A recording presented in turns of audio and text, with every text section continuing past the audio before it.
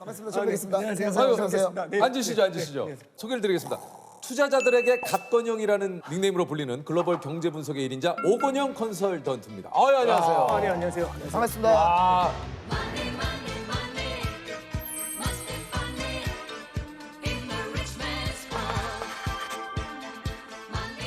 사실 그죠? 뭐 주식 시장이 요즘에 뭐 좋지는 않잖아요. 맞죠? 그렇죠. 네. 예. 조셉은 어떠세요? 뭐 어떤 부분에 대해서 말씀드릴까요? 전체적으로 좀 안 좋은 것 같네요. 예, 저는 뭐 네. 현재 지금 그냥 번지 점프라고 봐주시면 돼요. 예. 그 번지 점프도 줄 없이 뛰었다고 봐주시면 돼요. 뭔지 아시죠? 꼭 좋은 일이 일어날 아, 그런데 이제 국내에서는 금융 위기급 물가 대란이 온다. 아, 네. 이게 뭐 요즘 그 언론에서도 계속 뭐 스태그플레이션, 뭐 인플레이션, 뭐 얘기가 굉장히 많아요. 네네네. 이게 좀 전체적인 상황에 대해서 좀 얘기를 해주시죠. 지금 아니, 뭡니까 이게? 이게 굉장히 많이 나오는 얘기 중에 핵심은 결국에는 인플레이션입니다. 인플레이션. 인플레이션이 왜 화두가 되느냐? 40년 만에 인플레이션이거든요. 그러니까 사람들이 여태까지 만나지 못했던 괴물을 40년 만에 만나니까 너무 당혹스러운 거죠. 지금 이야기에 훅 네. 빠지는데 일단 인플레이션부터 좀 설명을 해주세요. 네, 인플레이션이요. 이게 뭐 저희가 알기로는 물가 상승이다 네, 알고 있는데 네. 인플레이션이 발생하면 어떤 일이 발생을 하는 거예요? 일단 첫 번째 딱 보시면 인플레이션이라는 건 우리가 이제 물가가 상승한다라고 해석할 수도 있지만 이걸 뒤집어 말하면 화폐 가치가 하락한다고 할 수도 있어요. 예를 들어서 맞다. 제가 갖고 있는 이 시계가 예를 들어서 10,000원짜리다라고 한번 가정을 해볼게요. 네네네. 10,000원짜리인데 이게 10만 원이 되면 우리는 물가가 올랐다라고 하잖아요. 물가가 오르죠. 엄청나게 비싸졌어요. 그렇죠. 근데 이거 뒤집어 말하면 원래는 10,000개의 원화가 있으면 이 시계를 살 수 있었는데 네네. 이제는 10만 개의 원화가 있어야 이 시계를 살 수 있죠. 화폐 가치가 떨어지는 그렇죠. 화폐 가치가 떨어졌다는 거죠. 네네네. 거예요. 야, 뭐 잠깐 들었지만 뭐 거의 뭐 똘똘이 박사님이에요. 똘똘이 박사님. 감사합니다. 예? 이게 10,000원이었어요. 10만 원이 되면 어떻게 됐어요? 야, 굉장히 그 보시는 시청자 여러분들께서도 아주 쉽게 굉장히 또 설득력 있게 이야기를. 그렇죠. 정말 쉽게 설명해 주셨어요. 근데 이제 여기서 네. 이게 화폐 가치가 너무 빠르게 하락을 했을 때 나타나는 가장 큰 문제점 중에 하나가 이 인플레이션은 소리 없는 도둑이에요. 소리 없는 도둑이다. 예를 들어서 제가 주머니에 현찰로 100만 원을 꽂고 다니면 네. 와 이거 많이 갖고 다니는 거잖아요. 그렇죠. 돈 많은 거잖아요. 많은 거죠. 근데 문제는 뭐냐면 인플레이션이 거대하게 찾아와 가지고 과자 한 봉지가 100만 원이 되는 겁니다. 그러면 아무 말도 없었는데 제 100만 원의 가치가 확 휴지 조각이 돼버리는 거잖아요. 이게 뭐지? 이 느낌이 되는 거잖아요. 그래서 결국에는 현금을 버는 근로자들의 어떤 생활 환경 이런 것들이 굉장히 어려워질 수 있고요. 요즘 이거에 더불어서 스태그플레이션이라는 얘기가 나옵니다. 이게 이거는 뭡니까?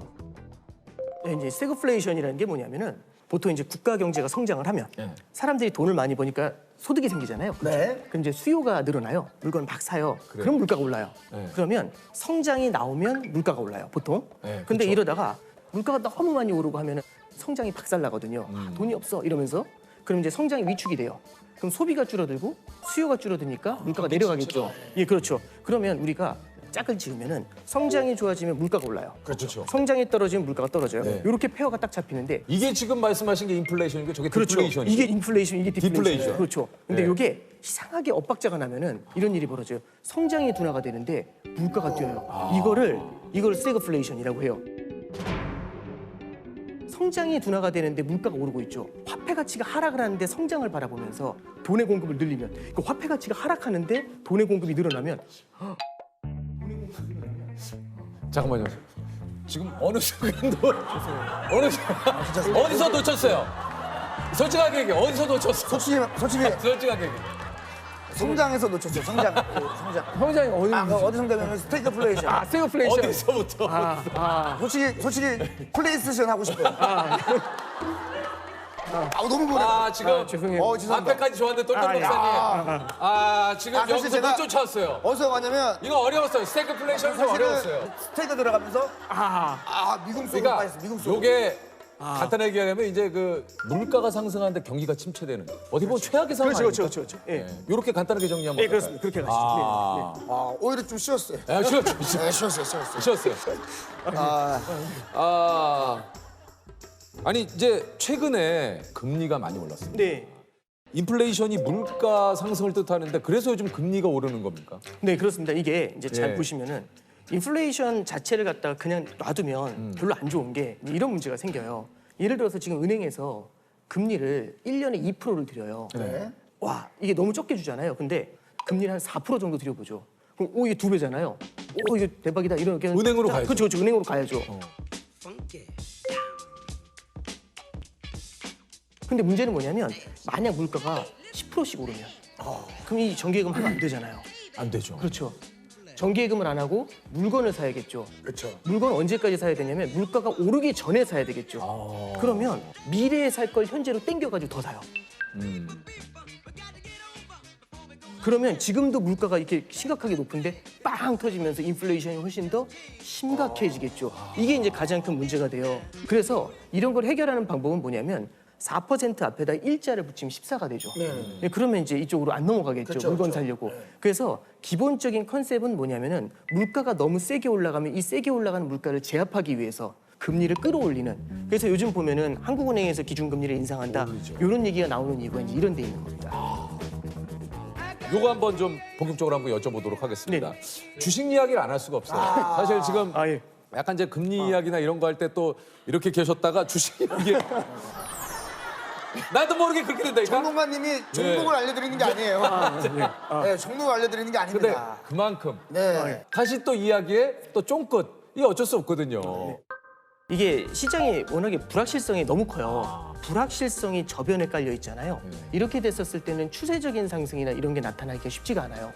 최근 같은 경우가 참 답 없는 얘기들이 많이 나오는 이유 중에 하나가 첫 번째는 러시아 우크라이나 사태. 일단 예측이 안 되잖아요. 예측이 안 되죠. 얘네들이 산유국이고 그다음에 곡물을 수출하는 국가들이에요. 그러니까 여기서 전쟁이 터지니까 물가가 굉장히 많이 뛰잖아요. 그렇죠. 그게 아까 전에 말씀드린 것처럼 인플레이션을 자극을 하고 있는 겁니다. 인플레이션이 어떻게 될지 알 수가 없고 인플레이션을 잡기 위해서는 금리를 올려야 된다는 말씀드렸잖아요. 네. 금리가 어디까지 오를지가 알 수가 없어요. 그러니까 예측하지 못했었던 일들이 계속 일어나니까 시장이 계단식으로 하락을 하거든요. 그래서 이런 원인들 있죠. 안 좋은 불확실한 원인들 이런 것들을 모니터링을 하면서 조금은 기다려 보시는 게 지금은 좋을 것 같습니다. 네. 참 진짜. 자 그렇다면 여기서 하나 더 의문점이 생깁니다. 자, 매수합니까? 제가 굉장히 꺼내. 굉장히 지금 들어가요, 지금. 지금 바로 갈 수 있어요. 지금 한 300만 원까지 살 수 있어요, 제가.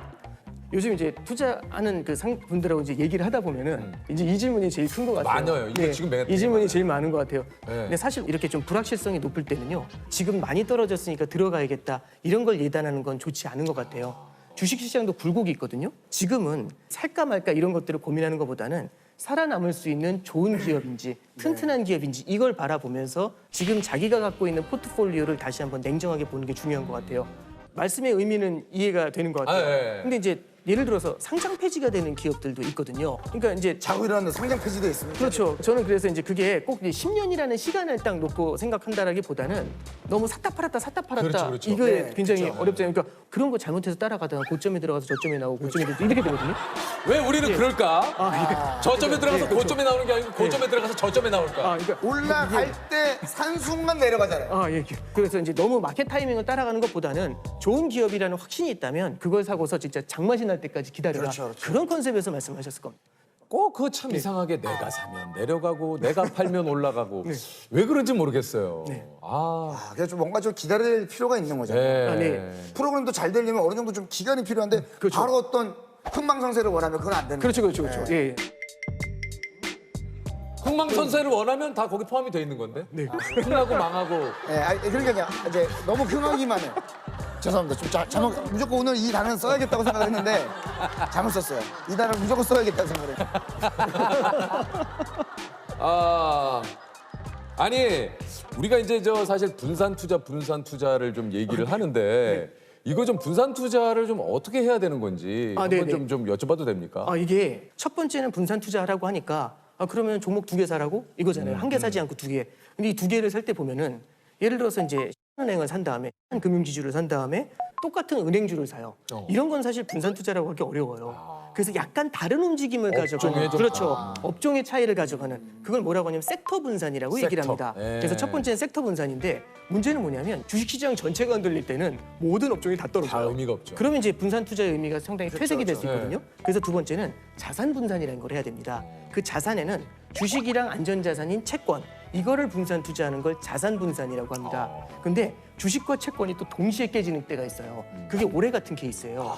올해가 뭐냐면 금리가 뛰면서 주가가 빠져요. 맞아요. 이런 장이 가끔씩 옵니다. 지금 스태그플레이션 이런 장이 가끔씩 와요. 그래서 이런 때를 또 대비하기 위해서 대안자산이라는 게 있습니다. 대체 투자 자산이라는 건데요. 이 대체 투자 자산에는 뭐가 들어가냐면 원자재 투자라든지 금 이런 것들이 이제 들어가게 되죠. 그러면 예를 들어서 네. 유재석이라고 하는 회사가 있고 네. 조세호라고 하는 회사가 있다. 아 예. 100%라는 돈이 있어요. 네. 분산 투자를 한다면 몇 아, 예. 프로씩 이렇게 좀. 굉장히 날카로운 질문이신데. 궁금합니다. 굉장히 이제 아, 예를 들어서 그렇구나. 이제 좋은 것과 나쁜 것의 기준으로는 60대 40. 좋아지는 것과 나빠지는 것으로 한다면은 40대 60. 뭐 이렇게 다양한 포트폴리오를 구사할 수 있겠죠. 그리고 제 투자 성향이 중요한 것도 있는 거죠. 성향에 따라. 그렇죠. 제 투자 성향. 예를 들어서 제가 이제 모험심, 공격적인 걸 좋아한다. 그럼 이제 이 공격적인 거, 공격적 투자. 예. 그리고 이제 안정적으로 꾸준한 하겠다. 상승. 그럼 이제 이렇게 안정적 투자.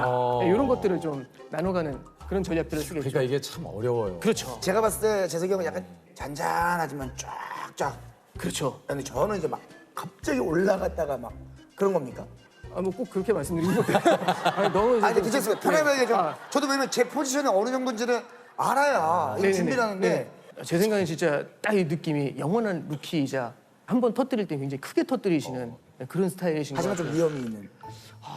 그게 이미 탄탄한 입지를 확보하신 그런 케이스가 아니신가 싶은데 이렇게 유키즈에 불러주신 것만으로 감사드려요. 지금 제가 봤는데 대충 얼버무리시고 나온 것 같은데. 쓱 빠져나가셨어요. 굉장히 갑자기 당황했어요, 이렇게 지금. 유퀴즈에 불러주셔서 감사합니다로 잘 빠져나온 것 같아요. 네. 조셉도 원하는 답을 못 얻었고 네네네. 우리 투자자 선생님도 한껏 진땀만 흘리다가 약간 나오잖아요. 뭐 소개드립니다. 100% 실화 전세 사기 웹툰으로 세입자들의 공감을 불러일으킨 카피라이터이자 웹툰 작가님 우리 루나 작가님이십니다. 안녕하세요. 네, 반갑습니다. 안녕하세요. 반갑습니다. 네.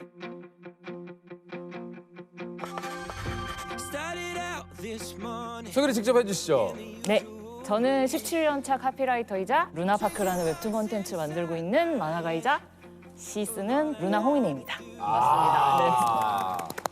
아니 근데 나 작가님 이거 TVN의 슬로건 즐거움엔 끝이 없다 이거 작가님이 만드신 거라고. 네. 진짜요? 즐거움엔 끝이 없다. TVN. 네. 이거 작가님 만든 거예요? 제가 썼습니다. 네.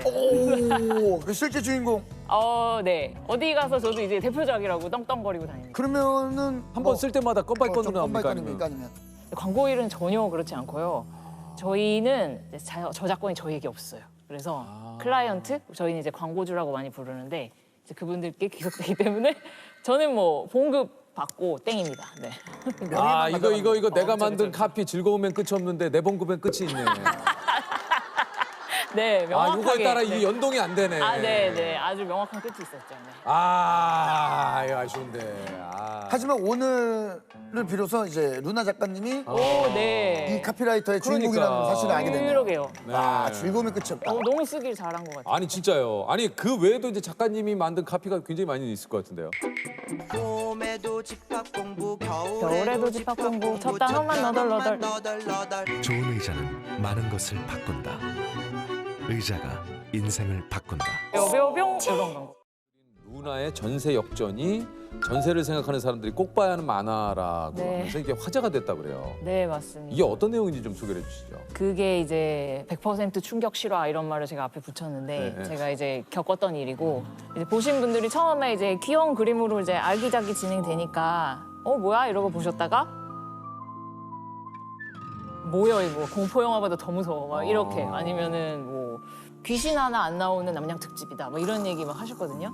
그래서 그게 어떤 일이었냐면 제가 어떤 집에 전세로 들어갔는데 한 달 만에 압류장이 날아오고 그리고 바로 경매 개시가 되고 그런 일련의 과정을 무려 3년을 제가 시달렸던. 아니 이게 보통 그 가끔 뉴스에나 뭐 이런 네, 그 맞아요. 프로그램에 네. 나오는 내용이 이런 내용이지 않습니까? 네네네. 저도 뉴스에서만 보던 일을 제가 당한 거죠.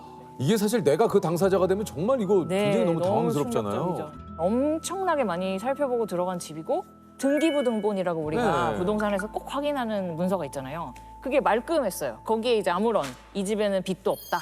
아무것도 없다. 네, 그 융자라고 말하는 선순위 채권이 없다. 네. 이런 말끔한 집이어서 안심을 하고 들어갔는데 등기부등본에 그렇게 돼 있으면 그거 다 된 거 아니에요? 그쵸. 근데 한 달 만에 압류장이 날아와서 저도 평생 이런 걸 받아본 적이 없으니까 이게 왜 날아왔지?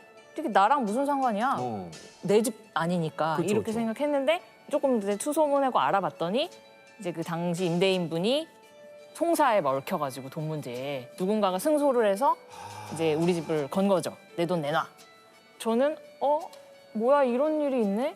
근데 제가 일단 확정일자도 받고 그 전입신고도 했으니까 선순위였으니까 괜찮겠지? 하고 있었는데 나중에 밝혀진 게 집주인분이 엄청난 고액 체납자였던 거예요, 세금에. 근데 그걸 알게 되면서도 그런 거는 등기부등본에 안 나오죠. 나와요. 네, 등기부등본은 전혀 알려주지 않고요. 근데 체납하셨다는 걸 알게 됐을 때까지도 내가 체납한 게 아니니까. 이게 그렇죠. 아무 상관없다. 네, 별일이 아니겠지? 그냥 별일이었던 거예요. 왜냐면 제가 입주한 시점보다 앞서 발생했던 세금이었던 그게 거예요. 세금 네네. 체납이. 네, 그러니까 이제 저의 집이 경매에 넘어가면 세무서에서 그 돈을 앞서서 가져간다. 그러니까 한마디로 변제 순위에서 내가 밀리기 때문에 네. 집을 처분해서 판 그 돈이 맞습니다. 세금보다 많으면 다행인데 네네네. 없으면 이제 나는 내 전세금을 날리게 되는 거죠. 그쵸, 네. 그래서 일단은 그 송사 걸린 분이 경매를 걸으셔서 경매 과정이 진행이 됐는데 이런 과정이 굉장히 느리게 진행돼요. 그 경매 통지서가 날아와도 6개월 후에 한다. 그럼 그 피 마르는 6개월을 보내는 거예요. 그러니까요. 근데 집주인분께 이제 연락을 해서 어떻게 되는 거냐. 그러면은 그분은 굉장히 태평하게 아이고 해결하겠습니다. 염려 마세요. 아이고 임차인 뭐가 걱정이에요. 뭐 이런 느낌이신 거예요. 걱정은 내가 해야지 당신은 그쵸, 걱정할 그쵸. 필요 없다. 네. 그러다가 점점 상황이 심각해지니까 이제 연락을 점점 이제 피하게 되고 이제 잠수를 타고 이런 과정이 있었고요. 집이 매물이 된 거잖아요. 그러니까 다양한 사이트에 저희 집이 막 올라가요. 뭐 어느 동, 어느 집, 뭐 경매 매물입니다. 이러면서 올라가고 저는 언제 이분들이 왔다 갔지 싶은데 우리 집 현관까지 막 다 찍어간 거예요. 문 앞에까지. 그리고 실제로 이제 퇴근하고 오면 집 앞에 뭐 모르는 분이 서 계시는 경우도 몇 번 있었어요. 경매 낙찰하려고 하는데 집 좀 보여주세요. 근데 저는 내가 내놓은 집도 아니고 지금 그럼- 이상한 일에 엮여 있는데 느닷없이 남을 들여서 우리 그러니까 집을 보여줘야 돼요? 보여주기가 어렵죠. 혼자서 어떻게 해야 돼? 나 어떻게 해야 돼? 이런 생각만 하면서 지냈죠. 네. 처음부터 이게 문제가 그러면 있었던 집이잖아요. 그렇죠. 네. 아니 그렇다면 그 집주인한테 뭔가 우리가 그 세입자로서 뭐 요구할 수 있는 건 없는 겁니까? 근데 이 모든 게 놀랍게도 그분들이 범법 행위를 한 건 하나도 없는 거예요.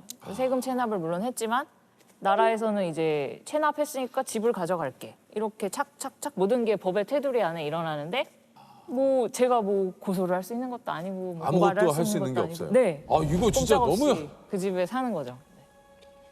너무 열받으셨겠는데 진짜 이거. 아, 네. 집이 집 같지가 않더라고요. 네. 거기 있는 게 죄수 같았어요. 여기 같이 있는 사람.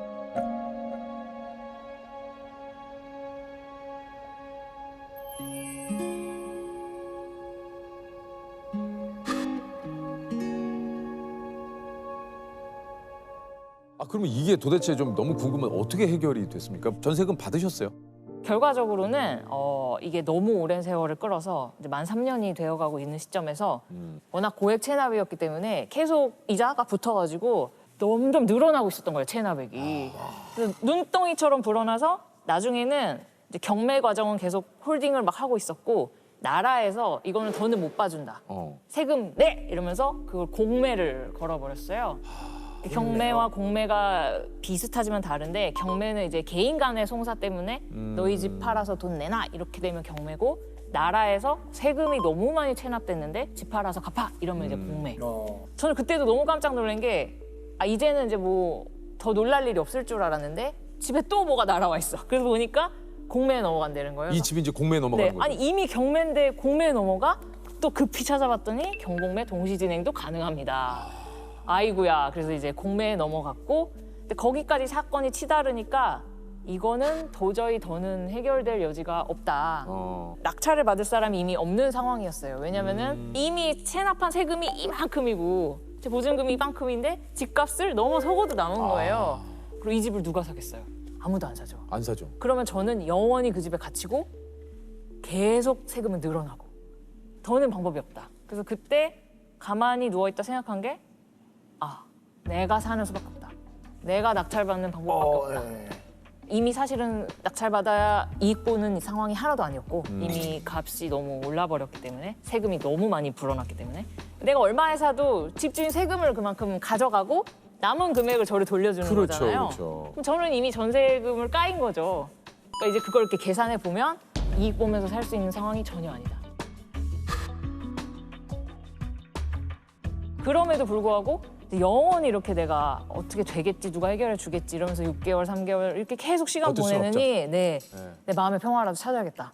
이러면서 제가 공매에 뛰어들어서 제가 낙찰을 받았습니다. 그렇게 끝났죠. 결국 내가 공매로 낙찰받은 네. 피해자가 어쩔 수 없이 나서서 더 큰 피해를 막기 위해서 또 안 왔다. 내가 떠안았다. 네. 그럼 그 집에 살고 계신 거예요? 그 집에 살고 있습니다. 아니 근데 그러면 그러면 이거는 어떻게 돼? 이 세금 체납을 미리 알아보려면 네. 이거 어떻게 돼요, 이거를? 개인의 세금 체납 여부는 이제 사생활의 영역이기 때문에 그러니까요. 알아볼 수가 없죠. 타인이 알 방법이 사실상 없고요. 네. 동의를 이제 해줘야 되는데 신분증을 막 줘야 돼요. 본인의 신분증을. 근데 뭐 집주인한테 신분증 좀 주세요. 제가 그거 좀 떼어보게. 이렇게 말할 없죠, 세입자는 없죠. 많지 않고 아니면 국세, 지방세, 완납 증명서를 보여주세요. 이렇게 말하는 방법이 있는데 그 얘기를 하는 순간 뭐야 이상한 사람 아니야? 그렇죠. 까탈스러워. 그치, 우리 그치. 집 들이기 싫어. 이렇게 네. 분위기가 돼버리는 거예요. 관계를 나를 다, 의심하나? 예. 뭐 이런 생각 드니까 네. 현재로서 방법이 그런 방법밖에 없어요. 이게 뭐 거의 한 3년이라고 하는데 네. 일상생활이 괜찮으셨습니까? 진짜 사실은 박살났다고 말할 수 있는데 이런 고통이 마음구석에 있는데 일상이 너무 힘들죠. 너무 힘들죠. 네. 그렇죠. 그럼에도 불구하고 즐거움의 끝이 없다 이런 카피를 거기서 탄성시키죠. 내 상황이 나 지금 진짜 프로시네요. 진짜 아니 진짜 프로 이런 프로가 없으시네. 네. 그때 사실 들었던 생각은 근데 이 일이 내 약간 경제적인 어떤 부분을 흔들고 있잖아요. 경제적인 거 흔드는 것만으로도 열받는데 내 뭐 커리어, 뭐 내 마음, 내 성격, 건강 이런 것까지 해치면 진짜 빡치겠다 이런 생각이 들어가지고 그것만은 지켜야겠다 이런 생각이 들어서 마음을 지키려고 되게 노력을 많이 했어요. 운동도 막 열심히 하고 막 울면서 데드 치고 막 이랬어요 그때. 그리고 그 괴로움 울면서 대들을 쳤어요. 네. 그런 크라잉 데드다, 크라잉 데드. 네, 그랬습니다. 이 일을 작년에야 웹툰으로 그린 이유가 있습니까? 네, 나는 그래도 어떻게 탈출했는데 조금 손해 보고라도 이제 어떤 분들은 정보가 부족해서 또는 뻔히 알아야 되는 건데도 우리가 놓칠 때가 있거든요. 그렇죠. 그래서 이거를 손해 보고 해결을 못 하시는 분들도 세상에 있을 텐데 그래 맞아 나 만화 그릴 수 있잖아 내 만화로 이걸 좀 알려야겠다 이런 생각이 들어서 루나의 전세 역전 그래서 이제 1화를 팡 올리게 된 거죠. 네.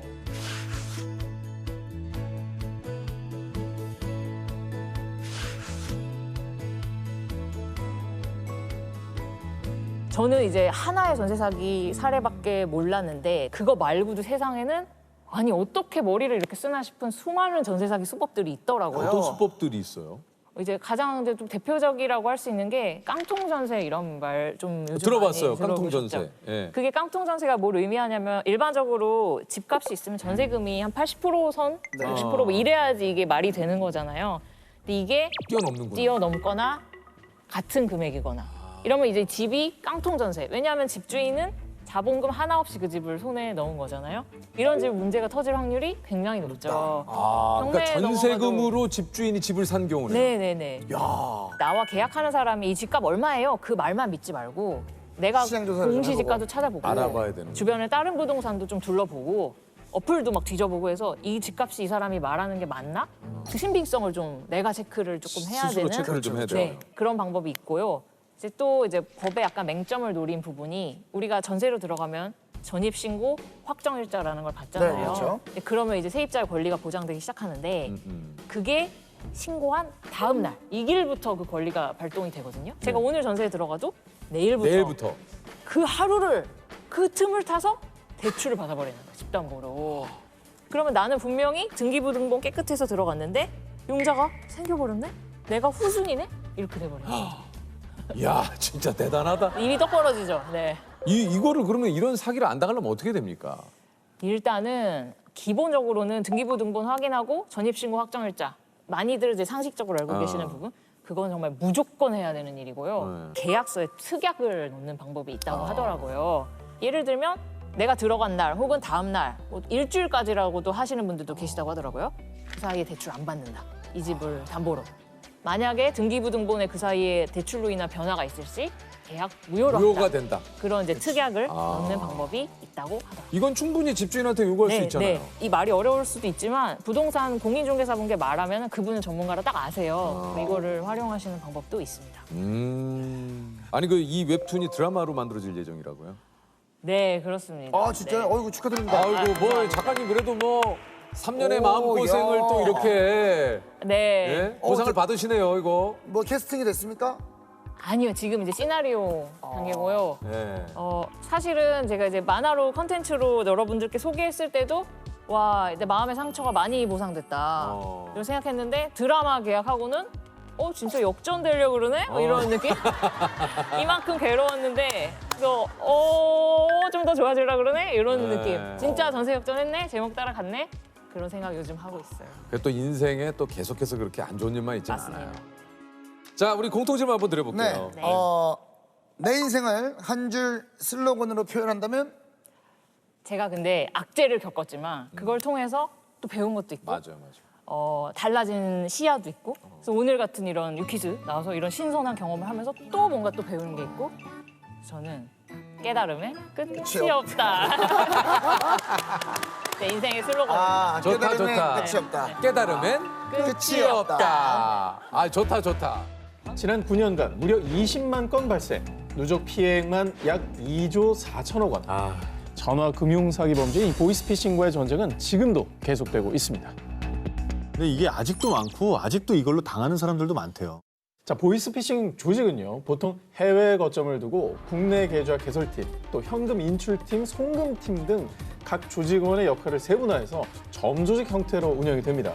게다가 일명 대포폰과 대포통장을 사용하기 때문에 수사망을 교묘하게 피해 다님으로 일망타진이 쉽지 않은데요.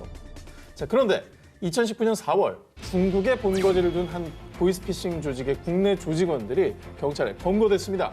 자, 이들은 금감원 직원을 사칭해 보름 동안 5회에 걸쳐 3명으로부터 2,600만 원을 뜯어낸 혐의로 긴급 체포됐는데요. 검거가 돼서 다행이네요, 그래도. 네. 근데 이거는 되게 점조직들이라 잡기 힘들다 그러던데 어떻게 그래도 증거가 있었나 보네요. 경찰이 이들을 체포할 수 있었던 건 결정적인 제보가 있었기 때문입니다. 이번 결국 문화 발신 즉시 법적 처벌을 받겠습니다. 뭐지? 기사번호 이 영상에 등장하는 남성은요, 경찰에 검거된 보이스피싱 조직원입니다. 이 국내 현금 수거책이었던 그가 중국 본부로 돈을 송금하지 않을 경우에 대비해서 중국 본부에서 협박용으로 조직원의 신상 유무를 담은 영상을 미리 찍어뒀던 겁니다. 자, 이렇게 확실한 증거 영상을 제보하니까 누구냐?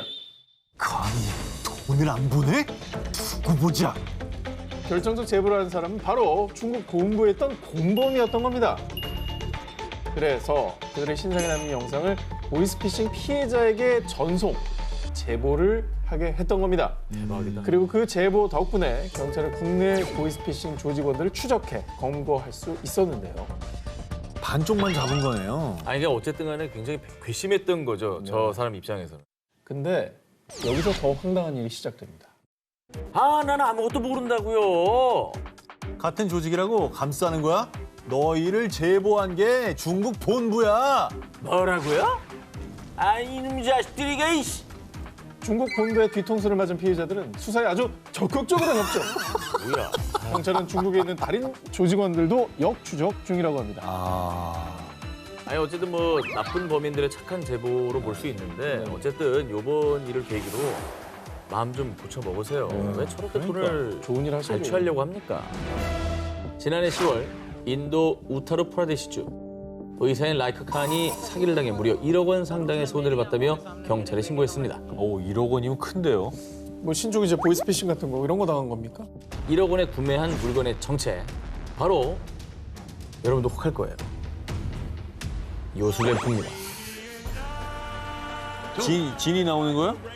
21세기에 저기 지니가 나올 거라고 구매하지는 않았을 거고. 요즘 불가능한 게 어디 있습니까? 아니 근데 아니, 저기 근데- 이제 보면 반짝반짝하니까 저거 자체가 고가의 금이나 아, 금일 것이다. 네, 그러면 충분히 가능하지. 아니 만약에 지니가 나온다면 1억 정도 할 수도 있죠. 의사 칸은 환자 치료를 위해서 한 여성의 집에 한 달간 방문하면서요. 환자의 아들이라는 남성 탄트익과 그의 친구를 알게 됐습니다. 우리의 위대한 지도자 바바님에게는 신비한 능력이 있습니다. 그들은 바바라는 가짜 종교 지도자를 내세워 칸을 세뇌시키기 시작했고요. 칸과 바바의 자리를 주선했습니다. 그리고 본격적으로 요술램프 사기극을 펼치기 시작. 이것이 바로 전설의 요술램프요. 내 능력으로 지니를 소환해 보겠소. 나타나라. 진짜 진이네? 제가 한 번만 만져봐도 될까요? 이 진이. 어딜 만져? 그러다 지니가 다치기라도 하면 어떡하려고? 사기꾼 중 한 명이 요정 지니로 변장을 합니다. 자, 페르시아 설화 아라비안 나이트에서 알라딘이 지니를 소환하는 장면을 재현해냈고요. 그들의 신들린 연기에 칸은 완전히 속아 넘어가고 말았습니다. 아무리 분장이라도 영화 하면은 걔 뭐 보정도 하고 조명도 때려 그러니까 그렇게 보이지. 퍼런 칠해가지고 그렇게 나타나면 그거 누가 믿냐고. 해봐요. 그리고 바바란 이름 성의도 너무 없어. 그러니까 세뇌를 했다고 생각했으니까 가스라이팅 한 거지. 됐다고 생각했으니까 저런 사기극을 펼친 근데 거죠. 갑자기 문을 열고 퍼런 칠한 사람이 들어오는데 그걸 진이라고 믿는다고요? 순수한 동심의 눈으로 보세요. 또 좀 들어봅시다. 자, 이렇게 칸을 속인 사기꾼들은 본론에 돌입합니다. 지니가 있는 이 요술램프만 있으면 부와 건강과 행운을 가질 수 있어. 2억 원만 주시오. 2억이요?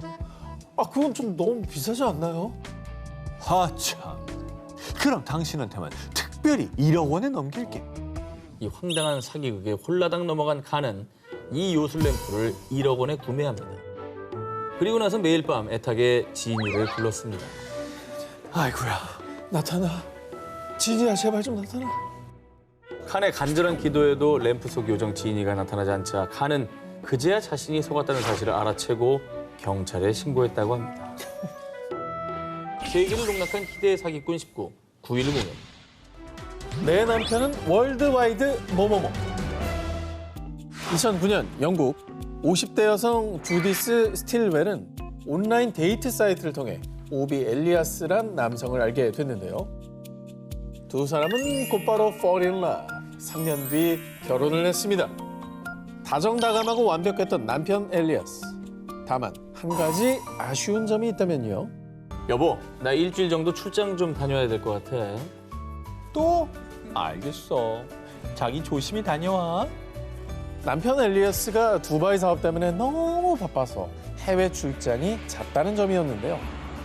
하지만 스틸웰은 약 4,400만 원의 사업 자금도 지원해 줄 만큼 열심히 일하는 남편을 응원해 주었습니다. 여기서 끝나면 얼마나 좋아. 그러니까. 끝났잖아. 네, 두바이 사업 잘 되라 응원하고 끝나면 되겠네요. 자, 그리고 2015년 2월 남편 엘리아스가 어김없이 두바이로 출장을 떠났는데요. 그런데 남편의 노트북에서 두바이가 아닌 호주행 티켓 결제 내역을 발견한 스틸웰. 그녀는 당장 남편 엘리아스에게 연락해 사실을 추궁했습니다. 아니, 그 친구랑 호주에 들렀다가 두바이에 왔어. 나 지금 저 일하느라 바쁘니까 끊어. 불안합니다. 바람 피나요? 바람이면 좋겠는데. 좋겠다고요? 아니 뭘? 바람이 좋겠는데. 그렇지. 세계관이 나랑 너무 달라. 아, 정신 좀 차려. 그러니까 바람인 걸 왜 좋아해? 내 얘기는 그 정도가 아니라 저 와이프가 줬던 돈이고 뭐고 이미 다 날려먹었을 것 같다는 얘기죠. 바람은 당연한 거고. 바람 피는 게 낫다, 차라리. 아니 그 바람으로만 정도에서 그치는 끝났으면 좋겠는데라는 거죠. 바람은 유연이 가능하다. 내가 잘못했네. 자, 그런데 말입니다. 남편 엘리아스가 출장을 떠나고 3주 뒤 호주에 거주 중이라는 한 여성이 보낸 이메일을 통해 스틸웰은 충격적인 진실을 알게 되는데요. 남편 엘리아스가 호주로 향합니다. 여자친구를 만나기 위해서였다고 에이, 합니다. 바람 맞네요. 진짜 바람 맞네. 바람이었습니다. 스틸웰의 남편인 엘리아스는 원래 62세이지만요. 호주의 여자친구를 만날 땐 47세 스티브라고 거짓말을 해서 또 다른 삶을 살고 있었습니다. 그런데 더욱더 충격적인 사실은요. 엘리아스의 여자친구가 무려 46명. 기억이 나? 헷갈리지 않나 인간적으로? 자, 그동안 엘리아스는 두바이로 출장한 게 아니라 미국, 영국, 호주, 필리핀 등 전 세계 곳곳에 있던 46명의 여자친구를 만나러 다녔던 겁니다. 아, 일 안 해요? 야, 웬일이니 어떻게? 아니 되게 부지런하다. 그는 부인인 스틸웰로부터 사업 자금을 받은 것뿐만 아니라 세계 각국의 여자친구들과 동거하며 사업 자금을 핑계로 수천만 원에 달하는 금전을 받았는데요. 와, 결국 모든 진실을 알게 된 스틸웰은 엘리아스에게 이혼을 통보. 하지만 영국 국내법상 엘리아스가 법을 어긴 것은 아니기 때문에 형사처벌은 할 수 없다고 합니다. 근데 이거는 사실 민사로 가서 엄청 때려야죠, 저거는. 손해배상. 그럼요. 위자료 같은 걸로. 네. 저 응징을 해야지. 세계를 농락한 희대의 사기꾼 19 8위 공개합니다. 모모모들도 속은 사기의 왕. 자, 오늘 전 세계 희대의 사기꾼들이 총 집합했지만 이번에 소개해드릴 사기꾼은 스케일이 아예 다릅니다. 가나, 나이지리아, 수단, 토고 등 무려 아프리카 15개 나라를 상대로 사기. 와, 국가를 상대로 사기친 것도 충격적인데 그것도 하나도 아니고 15개 나라. 그렇죠. 가능해요? 자, 그 주인공은 바로 30대 한국인 남성 한심. 우리나라 사람이야? 그는 2009년부터 서아프리카 나라들의 우편물을 발송. 저는 한국의 S전자 회장 같은 사람입니다. 제가 대통령님 나라에 국립병원과 주택을 지어드리도록 하지요. 잘 나가는 기업 회장인 척 직접 통역사까지 고용해 아프리카 나라들을 오가며 각국 정상들과 친분을 쌓았고요. 한국 정부와 정상회담을 성사시켜주겠다며 외교 관련 직책을 요구했습니다. 한 씨가 아프리카 대통령들을 속이고 외교 타이틀을 얻으려고 했던 이유는요. 바로 국내에서도 사기 행각을 벌이기 위한 큰 그림이었습니다. 아프리카 대통령들과 찍은 사진이나 주고받은 이메일을 미끼로 한 공기업의 전 간부 김 씨에게 접근합니다. 내가 아프리카 경제보좌관이나 마찬가지라니까. 이 공기업 자회사 사장 자리는 거뜬히 줄 수 있지. 한 씨는 공기업 자회사 사장 자리를 미끼로 김 씨로부터 로비 대가로 약 1,800만 원을 받아 챙겼습니다. 김 씨가 소개해준 사업가 3명에게도 비슷한 수법으로 총 약 11억 4천만 원을 가로챘습니다. 결국에는 국내에서 이런 돈을 사기치기 위해서 아프리카 대통령들을 이용한 거네. 인증샷 남긴 거죠. 그러니까 사진 찍고 뭐 그렇죠. 이렇게 친하다는 척하려고. 자, 한 씨가 피해자들의 의심을 피한 방법은 이러했습니다. 번듯한 사무실을 차려두고요. 고급 리무진 차량도 2대나 번갈아 타는가 하면 수행비서의 보좌관까지 대동하며 그럴듯한 대기업 회장처럼 행동했다고 합니다. 하지만 실제는 사무실 임대료도 7천만 원이나 밀린 빈털터리였다고 합니다. 이런 식으로 2년간 지속된 한 씨의 사기 행각은 2011년 경찰이 첩보를 입수, 조사에 착수하면서 끝이 났습니다. 세계를 농락한 희대의 사기꾼 19 7위를 공개합니다. 모모의 눈먼 자의 최후. 이번 특종의 주인공인 헬렌 무코로는 스페인 국립대학교에서 법학을 전공, 이후에 범죄학 석사 학위를 받은 뒤 변호사로 활동했고요. UN 여성기구의 스페인 지사 대표로 활약, 여성들의 인권을 위해 목소리를 높였습니다. 그렇죠. 오늘의 주제가 또 있지 않겠습니까? 저 여자 사기꾼? UN 여성기구 스페인 지사 대표인 무코로는 지난해 1월 횡령과 사기 혐의로 경찰에 체포됐는데요. 그런데 더욱 충격적인 사실은 그녀가 UN 여성기구 스페인 지사 대표로서 여러 세미나에도 참석하며 활발히 활동했지만 그녀의 직위는 가짜! 스페인에는 UN 여성기구 지사 자체가 애초에 존재하지 않았습니다. 이 사기꾼 무코로는요, 대표라는 거짓 감투를 쓴 채 UN의 국제개발 프로젝트를 사칭, 후원금을 편취했는데요.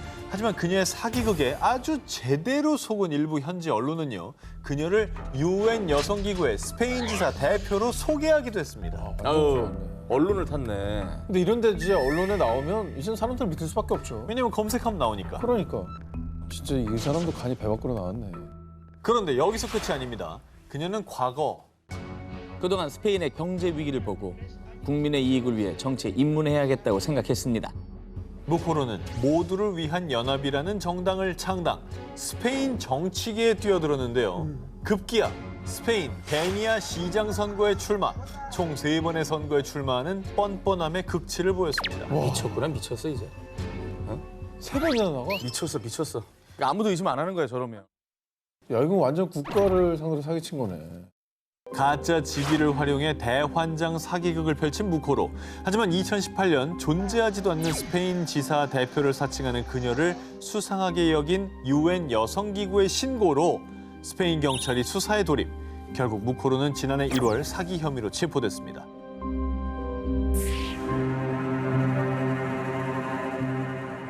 세계를 농락한 희대의 사기꾼 19, 6위를 공개합니다. 그들의 위협으로부터 지켜준 남자. 2009년 프랑스를 발칵 뒤집은 충격 보도. 10년간 사기꾼에게 놀아난 귀족 가문. 프랑스의 유서 깊은 명문가인 베드린가를 상대로 무려 10년 동안 사기를 친 사기꾼이 체포됐다는 소식이었습니다. 오, 10년? 야, 10년이면 진짜. 근데 그것도 한두 명도 아니고 일가족이면은 뭐 유서 깊은 가문이고 그러면 사실 어느 정도 영향력도 있을 거고. 근데도 저게 됐다고요? 근데 10년간 서왔으면은 의심도 안 했을 것 같아. 프랑스의 귀족 가문을 농락한 희대의 사기꾼은 티에리 틸리였는데요. 사건의 발달은 1999년으로 거슬러 올라갑니다. 가장 먼저 틸리의 표적이 된 사람은 귀족 베드린가의 일원인 기슬레인 드 베드린. 그녀가 청소업체를 찾고 있다는 걸 안 틸리는 일단 청소업체 대표로 위장해 접근. 제가 상속세에 대해 좀 아는데 도와드릴까요? 이건 뭐 경험자로서 얘기해 주는 거예요. 실제로 법대를 중퇴한 틸리는 자신의 법 지식을 활용해 기슬레인의 환심을 샀고요. 그의 화려한 언변에 속은 기슬레인은 가족 모임에 틸리를 초청했습니다. 자, 그렇게 베드린가 사람들과 친분을 쌓고 신뢰를 얻은 틸리는 본격적으로 사기극에 돌입. 저는 나토 출신의 비밀 조직 요원입니다. 프리메이슨이 여러분을 노리고 있어요. 대비를 해야 됩니다. 아시겠어요? 틸리는 자신의 말을 들어야 프리메이슨의 위협으로부터 살아남을 수 있다며 베드린 일가를 끊임없이 세뇌했습니다. 아니, 저걸 어떻게 믿어요? 근데 이게 저 가문의 명예가 되게 중요할 거 아니에요. 그 점을 노린 것 같아요. 자, 근데 그럴만도 한 게요. 틸리는 베드린가 사람들이 자신의 말을 믿도록 구타, 화재 등 범죄 사건을 조작. 불안에 떠는 베드린가 사람들의 심리를 파고들며 가스라이팅을 시도했습니다. 그렇지. 심지어 이들을 보호해주겠다며 프랑스 로트 에가른주의 한 성에 감금, 시계와 달력을 보지 못하게 했을 뿐만 아니라 최면술까지 이용해 가족들을 이간질했고요. 뿐만 아니라 한 자선단체가 이들을 보호해준다고 속여서요.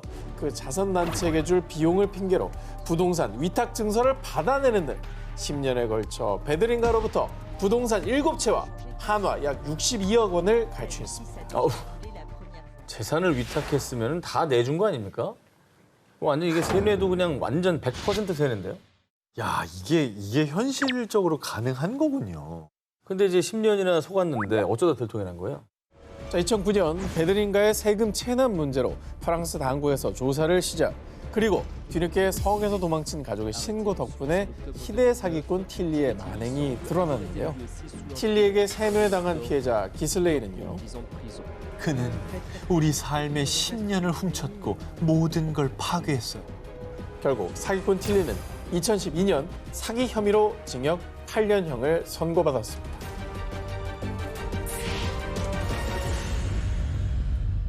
세계를 농락한 희대의 사기꾼 19, 5위 공개합니다. 5위는 오퇴. 5위는 퇴죠? 오퇴죠. 정말 한마음이시네요. 걸리면 퇴입니까? 오케이. 투자자 200명 속인 금융사기꾼 체포. 100억 가로챈 희대의 사기꾼 법원행. 1999년 미국 뉴욕 롱아일랜드에서 사기 행각으로 체포된 아이라 모나스. 사실 그는 증권 사기 혐의로 수감된 적이 있는 사기 전과자였습니다. 아니 사기로 처벌하고 또 사기를 쳤어요? 그렇죠. 아유 정말. 스케일도 크다. 200명을 상대로 100억을 사기친 거면. 간땡이가 얼마나 부어야 저런 걸 할까? 그런데 정말 놀라운 사실은 그가 범죄를 저지른 장소가 다름 아닌 교도소 아니었다는 겁니다. 교도소에서 사기를 어떻게 쳐요? 뭐 만나기는 해야 사기를 치는 거 아니에요? 희대의 사기꾼에겐 가능했습니다. 이게 어떻게 된 일이냐? 1999년 당시 금융사기 혐의로 2년에서 4년형을 선고받고 교도소에 복역 중이었던 모나스는 자신이 운영하던 2개의 투자회사 직원들에게 교도소 내 공중전화로 전화를 걸어서 나 지금 유럽 출장 중이라 연락이 잘 안 될 거야. 확실한 종목이 있으니까 얼른 고객들한테 전달해. 모나스의 수감 사실을 몰랐던 직원들은 그가 일러준 투자 정보를 고객들에게 그대로 전달. 고객들은 직원들의 말을 믿고 돈을 송금했던 겁니다. 그렇게 모나스는 약 200명의 투자자들에게 850만 달러, 한화 약 100억 원의 투자를 받았지만 약속한 주식은 단 한 주도 사지 않은 채 사적으로 사용했다고 합니다. 어휴. 아니 근데 어쨌든 반성하라고 그 교도소 가 있는 거 아닙니까? 거기서도 이런 사기 행각을 하면 안 되죠. 결국에는 감금이 돼 있으니까 뭐 가족들이나 뭐 이런 최소한 인권 배려를 위해서 그런 전화 연결을 쓰게 해주는 건데. 야, 진짜 그걸 또 대박이다. 사기에 쓰다니. 정말 상종 못한 인간이네요. 차원이 다르다. 하지만 이 모나스는 2001년 복역 17개월 만에 가석방으로 풀려났습니다. 재소근무네요, 재소근무. 그리고 이게 저 경제사범은 미국 내에서 가중처벌되고 또 종종 전과가 있으니까 이게 뭐 몇백 년형 막 나오고 그러잖아요, 미국에서. 그래요. 이거 더 강력하게 처벌을 왜 못했지? 분노하긴 아직 이릅니다. 모나스는 가석방으로 풀려나자마자 교도소 밖에서 대기하고 있던 연방검찰 수사관에게 그대로 다시 체포. 370만 달러, 한화로 약 43억 원이 남아있던 은행 계좌도 동결됐다고 합니다. 100억 원을 받았다면서요? 네, 근데 43억 원밖에 안 남았어요? 시원하게 쓴 거죠. 그럼 교도소 안에서 전화 통화만으로 50억을 날린 거예요? 그런 셈이네요. 어떻게 해야 그럴 수가 있는 거야? 세계를 농락한 희대의 사기꾼 19 4위를 공개합니다. 여기가 오구나. 오! 이런 건 나오더라. 자, 오토 가자.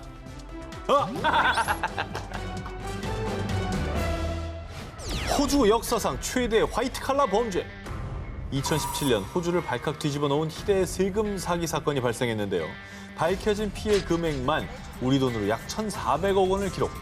그런데 당시 천문학적 피해 금액보다 더 충격적인 사실은 이 사기극에 호주 국세청 부청장 마이클 크랜스턴의 아들 애덤과 딸 로렌이 가담했다는 사실이었습니다.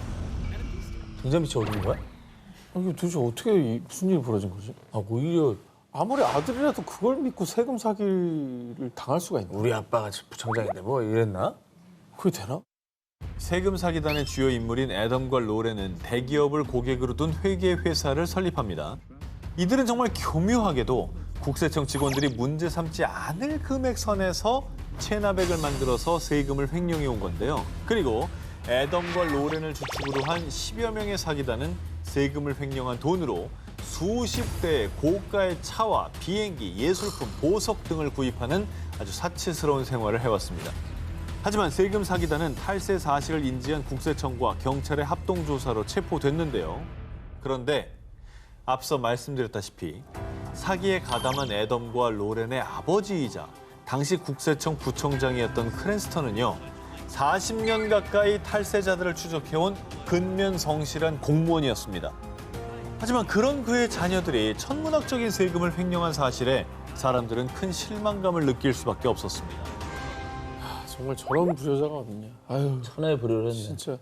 근데 이제 아버지를 우리가 지금 두둔을 하고 있는데 아버지도 혹시 뭐 가담하거나 그런 건 아니죠? 경찰에 따르면 부청장 크랜스턴이 자녀들의 사기에 가담한 확실한 증거는 없습니다. 하지만 정말 조심해야 돼. 전략을 생각해야 한다. 혹시 국세청에서 연락 오면은 내가 시키는 대로 말하렴? 자녀들의 부탁을 받고 국세청 정보를 열람한 사실, 그리고 아들과 관련한 국세청의 감사 기밀 정보에 접근한 사실뿐 아니라 뒤늦게 아들의 사기 행각을 알고도 대처법을 알려준 정황이 포착됐습니다. 아이고 이 아버지야. 이 사실이 알려지고 사람들의 비난이 이어지자 크랜스턴은 사임했고요. 공무원 지위 남용 혐의로 재판을 받았지만 2019년 무죄를 선고받았는데요.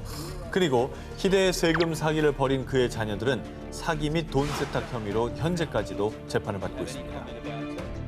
누구보다 청렴해야 할 이들이 벌인 세금 사기극. 손바닥으로 하늘을 가릴 수 없다는 걸 그것도 알만한 사람들이 왜 몰랐을까요? 자, 세계를 농락한 희대의 사기꾼 19 1위 후보 헤드라인 공개해주세요. 묶음이야? 가자!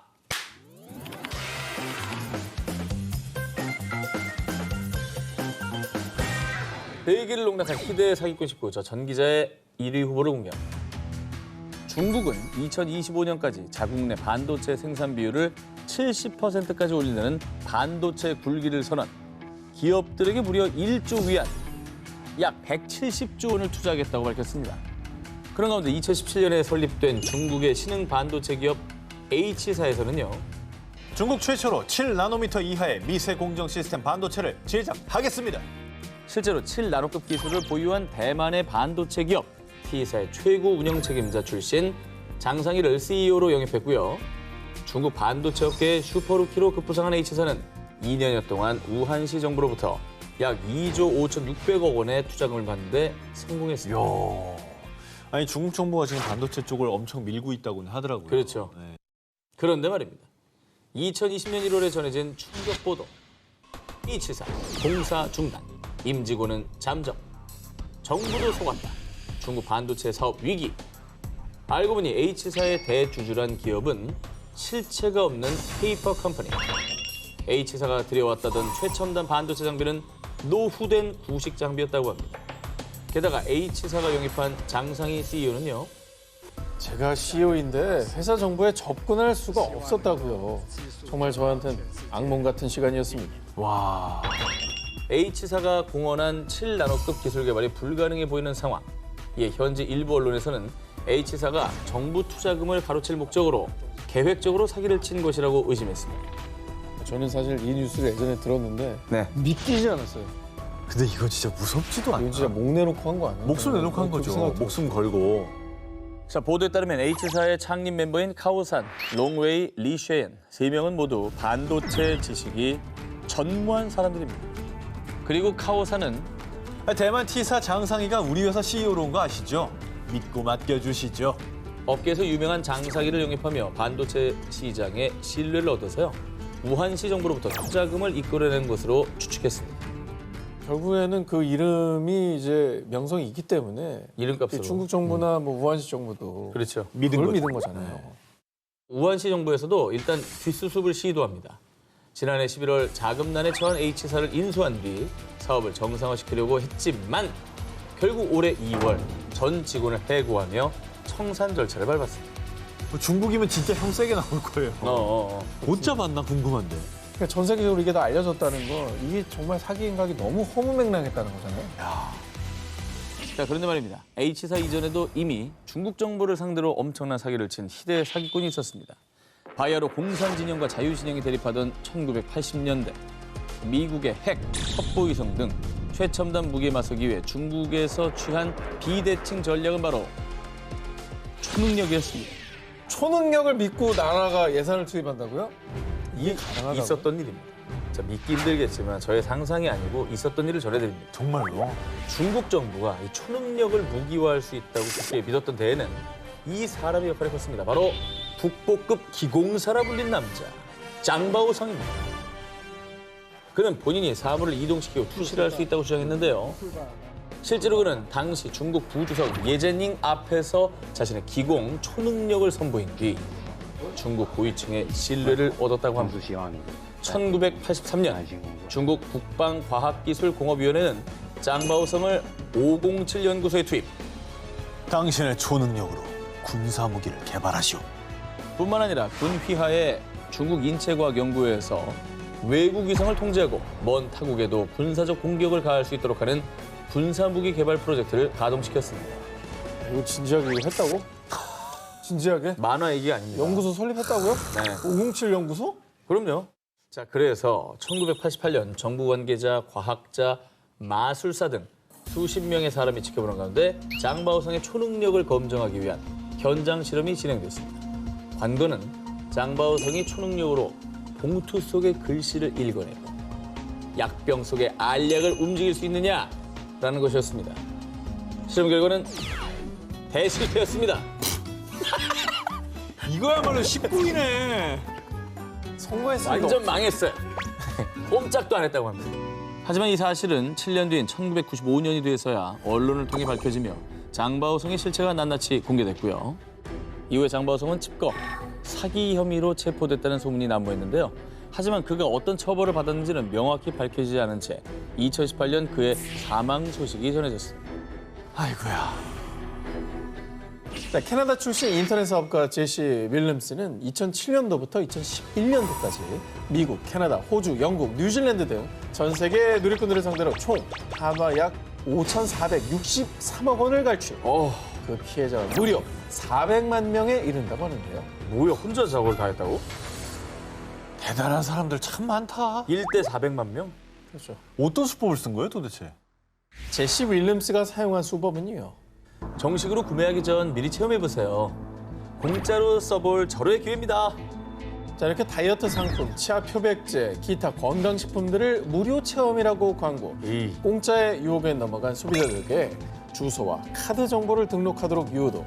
상품을 배송한 뒤 매달 한화 약 94,000원의 요금을 청구하는 방식을 사용했습니다. 자기들은 몰랐는데 동의한 것처럼 구독 동의한 것처럼 해버리는 거군요. 교묘하게 약관을 바꿔가지고 사실 저도 옛날에 이제 무료 받고 나서 다시 들어가서 해지를 해야 그게 이제 정기 결제가 안 되는데 까먹고 막 지나가 버리고 몇 개월 뒤에 이거 왜 이렇게 돈 많이 나갔어? 이런 적 한두 번이 아니거든요. 그리고 들어가서 보면은 해지하는 데가 어디 있는지 찾기도 되게 되게 힘들어. 해지하기 힘들어.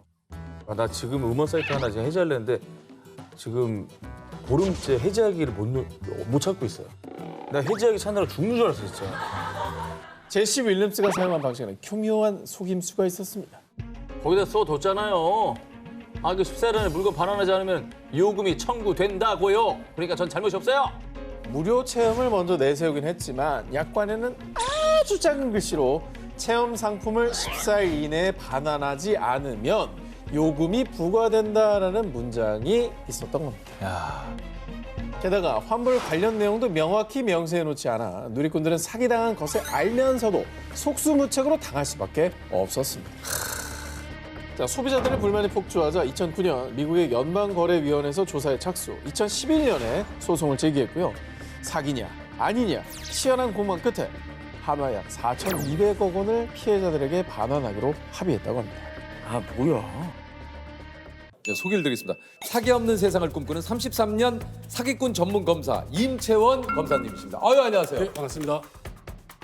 자나깨나 사기 생각, 안전하 서나 사기 생각, 언제나 사기 없는 세상을 꿈꾸는 서울 동부지검 중요 경제범죄조사단장 부장검사 임채원입니다. 아이고. 일단 무려 33년 동안 사기 범죄를 전문으로, 그러니까 한마디로 이제 사기꾼 전문 검사님이신데 사기 범죄만 집중적으로 좀 매달린 이유가 있으시다고 그래요? 예, 그게 아마 운명적으로 저는 검사가 될 수밖에 없었던 것 같습니다. 저희 아버지부터 저까지 해서 저희 가족이 4번 사기를 당했습니다. 첫 번째로는 제가 어렸을 때 아버지를 서울로 이끌어줬던 직장 상사가 집 한 채 값을 사기치고 야반도주하는 바람에 저희 가족하고 그 부친께서 한 20년 복구하느라고 엄청나게 고생을 많이 했습니다. 그 다음에 이제 제가 검사가 된 이후에 아버지께서 또 세입자한테 또 사기를 당하셨고요. 그 다음에 제 막내 동생이 당했고 제가 또 선배한테 또 당했습니다. 아니, 검사님인데 사기를 당하셨어요? 예, 좀 어리버리한 검사죠. 한 10년 정도 알게 된 학교 선배가 자기가 이번 달에 신용카드 사용 대금을 못 막으면은 신용 불량자가 된답니다. 690만 원을 빌려줬는데 그 이후에 이제 연락이 없어요. 나 겨우겨우 이제 연락을 해서 갚아달라 그랬더니 뭐 계좌번호를 가르쳐달라 그러더라고요. 그 계좌번호를 가르쳐줬는데 아직까지 한 푼도 안 들어왔습니다. 아니, 계좌번호까지 불러줬는데도 아직도. 아니, 근데 이런 것도 좀 여러 가지 그 법적인 조치를 취할 수 있는 거 아닙니까? 검사가 첫째 사기당했다는 얘기를 하면 그 자체가 벌써 무능한 검사로 또 인식될 수가 있고 일단 스스로가 이제 자괴감 너무 창피하잖아요. 아니 남의 사기 사건 사기당한 사람을 구해주기 위해서 이렇게 하는데 이 자기 머리도 못 깎는 이 어리버리한 검사가 어떻게 해요. 그러다 보니까 사기 사건을 보면 꼭 내 사건인 것처럼 더 열심히 보게 되더라고요. 더 막 그냥 이게 막 의지가 좀 의욕이 막 불타오르시는군요. 그 주소 있죠. URL이라고. 그래서 함부로 터치를 하게 되면은 그 순간에 이제 악성 앱이 깔립니다. 악성 앱이 깔리면 내가 거는 전화나 상대방이 오는 전화가 전부 다 범인들이 다 가로채거든요. 이 피해자는 그것도 모르고 이제 뭐 검찰청이나 이런데 그 뭐 금융감독원에 전화를 한다고 하는데 그게 범인들이 가로채기 때문에 거기에서 당한 그 사람들이 되게 많습니다.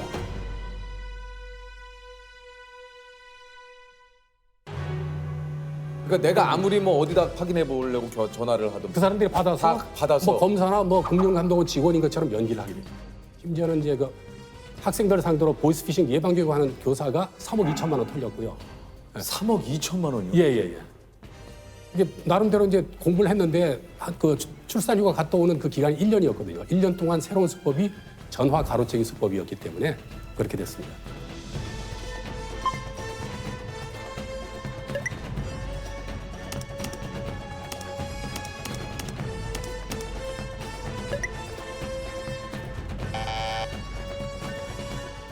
요즘 요게 또 그 자녀 사칭형 그 보이스피싱 있죠. 예, 되게 많습니다. 예, 최근에 뭐 기사도 많이 났지만 이제 뭐 액정이 망가졌는데 예, 엄마. 예. 이게 가장 고전적이었는 건데 작년에 액정 떨어뜨렸다는 요걸로 해가지고 당한 피해 금액이 990억. 990억이. 예, 이거 엄청납니다. 아직도 이 수법을 모르는 분들이 너무 많은 것 같습니다. 와. 아니 그 저 심지어 지방 법원장님이 당한 보이스피싱도 있다고요? 예. 2007년도에 당하셨는데요. 그 아들이 이제 납치돼서 장기를 뗀다 그러니까 놀래가지고 6천만 원 그냥 보냈죠. 근데 요새는 또 이게 또 더 진화가 됐습니다. 예. 자녀의 그 휴대폰 번호 이제 그거를 이 휴대폰을 해킹해서 그 이제 그 부모한테 자녀 그 전화번호로 이제 연락을 합니다. 와, 이 소름 돋는. 그만큼 또 수법이 또 진화가 됐죠. 아, 이게 이제 자녀분에게 전화를 이제 확인을 해보려고 하면은 공범이 계속 자녀한테 전화를 해가지고 통화 중이죠. 전화가 통화 중으로 만든대요. 그렇죠. 거 봐요, 뭔가 일이 있죠. 지금 전화 안 돼요. 해보셔도. 그러니까 이런 식으로 뭔가. 그러면은 엄마 살려줘라는 문자가 와요. 예를 들면. 그럼 이거 어떻게 이거를 확인합니까? 그거는 이제 일단 통화될 때까지 돈을 보내주면 안 되죠. 근데 사실은 착오에 빠진 상태에서는 이게 진짜로 느껴지거든요. 그게 저는 이제 최면이 걸린다고 하는데 범인들의 수법을 알면은 최면에 좀 덜 걸리거든요. 마음의 준비를 하고 있어야 됩니다. 아니 그래서 이제 그 검사님이 실제 보이스피싱범의 통화 내용을 오늘 좀 준비를 해오셨다고 하는데요. 진짜요? 과연 사기를 부르는 말은 어떤 것일지 한번 우리 자기님들 한번 우리 시청자 여러분들도 한번 맞춰보시기 바라겠습니다. 네, 서울중앙지검의 이기훈 수사관입니다. 현재 본인과 연루된 개인정보 유출건 때문에 몇 가지 확인차 연락을 드렸습니다. 네, 본인 혹시 김용식이라고 들어보신 적 있으신가요? 네, 일단 저희 검찰 측에서 김용식 페이트로 인한 금융범죄 사기단을 검거한 상태인데 본인이 김용식의 일당들에게 통장을 판매한 가해자이신지 명의 도용을 당하신 피해자분이신지 그 진위 여부를 파악하고자 연락을 드린 겁니다. 네, 전혀 모르셨나요 혹시? 일단 사건 경위에 대해서 말씀을 드리자면 벌써 어디 뭐 검사 뭐 누굽니다. 어디 수사관 누굽니다 하는 순간 이게 사실 혼이 나가거든요. 예, 맞습니다. 예. 여기에도 우리가 이제 보이스피싱임을 알 수 있는 단서가 있거든요. 여기 있어요? 예. 처음에 이제 혹시 뭐 이렇게 예. 보잖아요. 그거는 이제 상대방을 한번 살짝 떠보는. 혹시라는 게. 혹시. 네, 본인 혹시 김용식이라고 들어보신 적 있으신가요? 네, 전혀 모르셨나요 혹시? 그다음에 반응을 봐서 그다음에는 일단 그러면 뭐 조사를 하자 이렇게 나와요. 일단. 일단은 뭐냐면 이제 그 피해자로 하여금 자기 페이스로 이제 끌어다니는. 일단. 네. 네, 일단 저희 검찰 측에서 김용식 페이트로 인한 금융범죄 사기단을 검거한 상태인데 일단 사건 경위에 대해서 말씀을 드리자면 그다음에 또 이제 특징이 혹시 옆에 누가 있는지. 심지어는 이제 일행들과 운전하고 어디 가고 있는데 그래서 일행하고 같이 있습니다 그랬더니 목적지에 도착하면 그때 연락하라 이렇게 하거든요. 그래서 항상 혼자 전화를 받도록 합니다. 그러면 100% 보이스피싱입니다. 왜냐하면 옆에 누가 있으면 상의할 거 아닙니까? 그러면 뭐 범인이 하는 대로 최면이 안 걸리니까 그렇게 나오죠. 아니 어쨌든 그래서 이제 이런 피해를 막기 위해서 이제 30분 지연 인출 제도라는 예. 것도 생겼다고 그래요. 예, 맞습니다. 이게 이제 계좌로 이제 100만 원 이상 입금할 경우에는 자동화 지급 기기 안에서 30분 안에는 인출이 안 됩니다. 네. 골든 타임이라 그러는데 그러니까 보이스피싱 당했다는 사실을 알았다면 30분 안에 빨리 신고를 해야 되거든요. 그래서 이제 요새 또 법인들이 그걸 알아가지고 100만 원 보내라 이렇게 얘기하지 않고 98만 원만 보내세요. 그러면 마음대로 인출이 되는군요. 되죠. 이게 30불 인출 지연 제도도 100만 원 이상이 돼야 되니까. 그렇죠. 이야, 이거 뭐 대단하죠. 아니 그래서 이제 이거 평소에 급하게 입출금할 일이 없는 어르신들 경우에는 지연 이체 서비스를 미리 좀 등록하시는 게 도움이 좀 된다. 예, 그건 이제 3시간. 누구한테 돈을 보내더라도 이제 한 3시간 정도는 뒤에 이제 돈이 가도록 하거든요.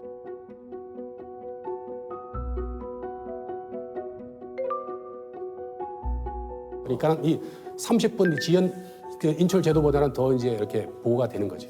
예.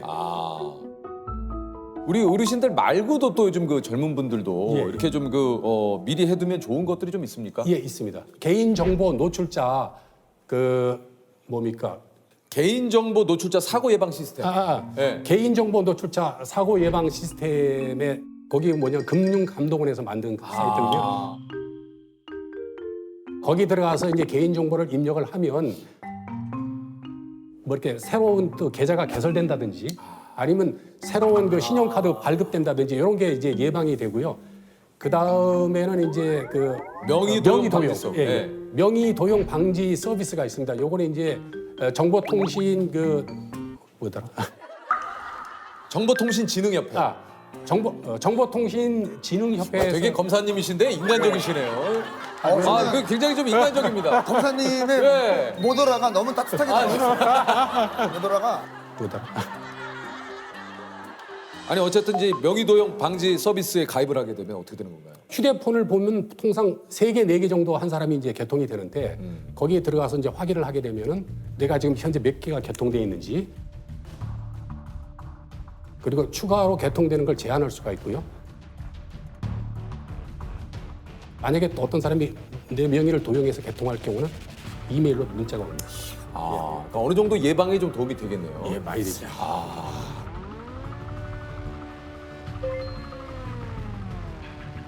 아니 이게 어렵게 증서를 받아놨어도 증거가 안 되는 경우도 있습니까? 예. 실제 제가 옛날에 처리한 사건인데 이 계약서가 진짜 이 사건 해결의 결정적인 증거였습니다. 그래서 사기범한테 그랬습니다. 이 계약서대로라면 사기가 맞지 않느냐 이렇게 했더니 검사님 저 이런 문서 쓴 적이 없습니다. 이거 제가 썼다는 증거를 대십시오 이렇게 얘기하더라고요. 그래서 제가 이렇게 봤더니 내용이 전부 다 컴퓨터로 출력이 되어 있고요. 뭐 자필도 없어요. 그 도장도 법인 직인이 찍혀 있습니다. 이 사람이 했다는 증거가 아무것도 없어요. 그래서 제가 거기서 이제 느낀 게 뭐냐면 중요 부분은 자필을 받아라.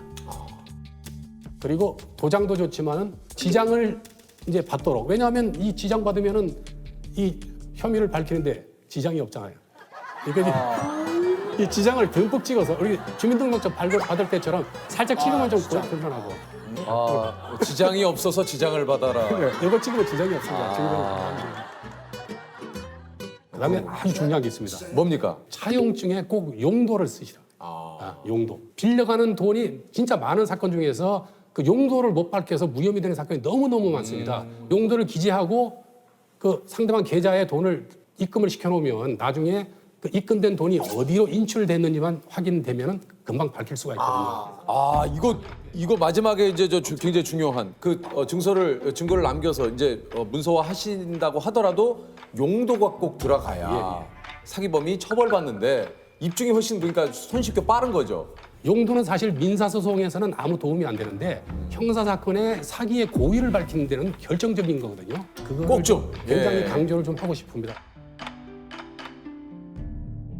아니 이게 사기 범죄 피해자분들의 정신적 고통이 이게 얼마나 큰지 그 말해주는 통계가 있다고 그래요. 예. 예를 들어서 올해 사기 사건이 발생했으면 다음 해 자살하는 사건 수가 좀 는다는 그런 통계학적인 그런 관련이 있습니다. 이게 그리고 다른 것보다 돈도 돈이고요. 이게 사실은 인간적인 배신감과 내가 또 왜 저기에 당했을까 하는 그 자괴감 여러 가지 스트레스가 어마어마하거든요. 맞아요. 아는 분이 보이스피싱을 한 2천만 원 당했는데 너무 창피하고 자괴감이 들어서 그냥 극단적인 선택을 하고 싶은 생각이 들었다고. 근데 그게 왜 그러냐 하면은 스스로 자기가 똑똑하다고 생각했는데 그게 무너지고 그렇죠. 어떤 인생 사람에 대한 가치 체계가 무너지거든요. 맞아요. 그래서 이 일이 손에 잡힙니까? 이 억울함이 안 풀리는데. 네. 직장 공장장인데요. 직장 상사. 대구에서 서울로 이끌어줬습니다. 그래서 제가 그때 기억나는데 완행열차에 그 화장실 옆에 칸에 진보다리에 앉아서 왔던 기억이 나는데요. 그렇게 왔는데 그분이 사기를 직장 있는 사람들 사기를 다 쳐서 야만 도주하는 바람에 아버지는 집 한 채 살 돈을 다 날리고 이제 월세 낼 돈도 없어서 쫓겨나서 이제 기찻길 옆에 무허가 근무를 쳤습니다. 그 재건대라 그래가지고 이제 농마 이렇게 주워 오는 사람들 그 배 휴지 모아서 선별해가지고 파는 그걸 하셨는데요. 냄새도 많이 나고 굉장히 그 파리도 많이 끼고 굉장히 그 열악한 환경에서 어머니 아버지가 이제 작업을 하셨어요. 그래서 그 병으로 어머니는 2000년도에 이제 그 폐섬유 쪽으로 돌아가셨죠.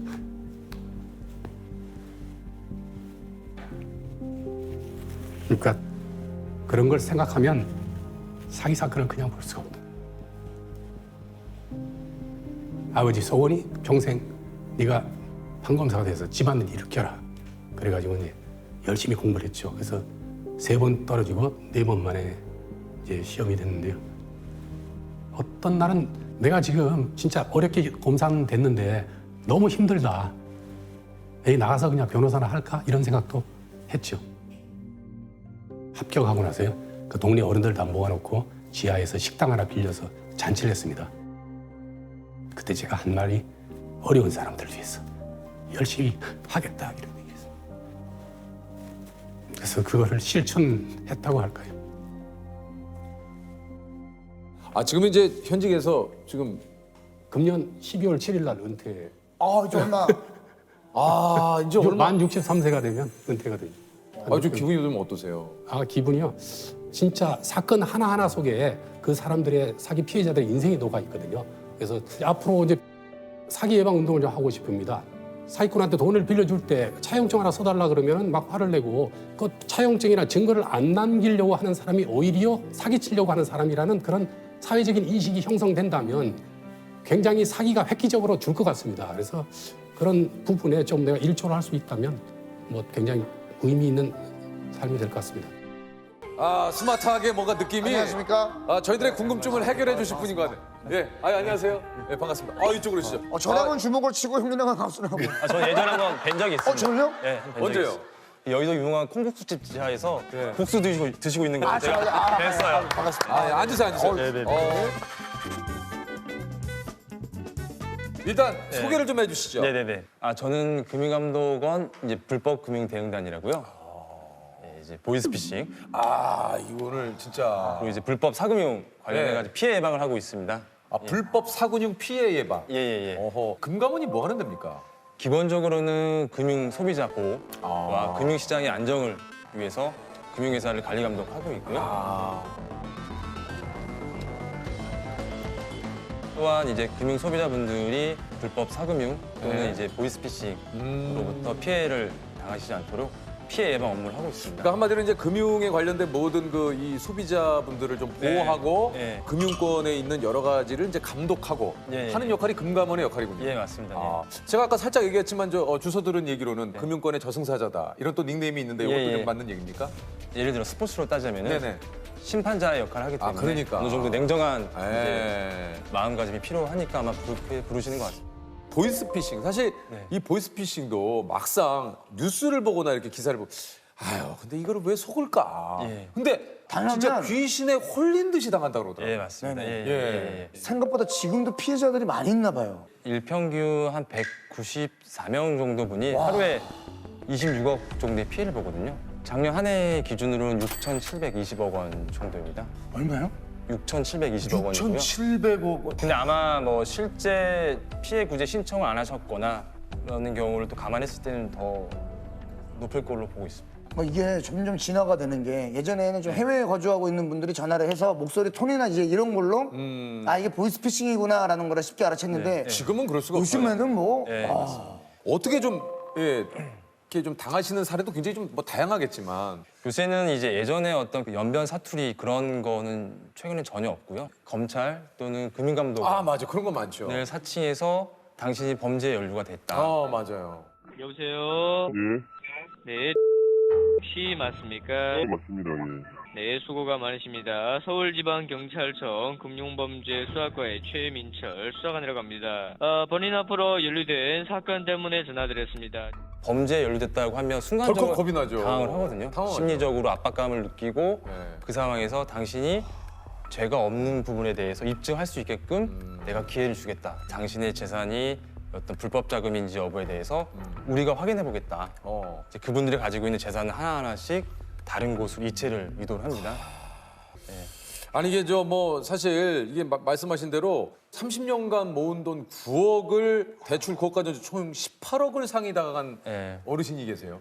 그분 같은 경우도 당신이 범죄에 연루됐다라는 식으로 전형적으로 접근을 했고 당신이 수사에 협조만 잘 한다면 범죄 예방에 엄청난 일조를 하고 있는 거다라고 속으셔가지고 그러니까 한마디로 내가 큰 도움을 준다라는 어떤 좀 맞습니다. 약간의 그런 사명감과 더불어서 이런 일들을 하신다는 거예요. 맞습니다. 그리고 이제 걔네들이 자산 보호 조치, 그러니까 자산 동결 이런 단어로 언제든지 원상 회복 시켜주겠다. 그러니까 걱정하지 말아라.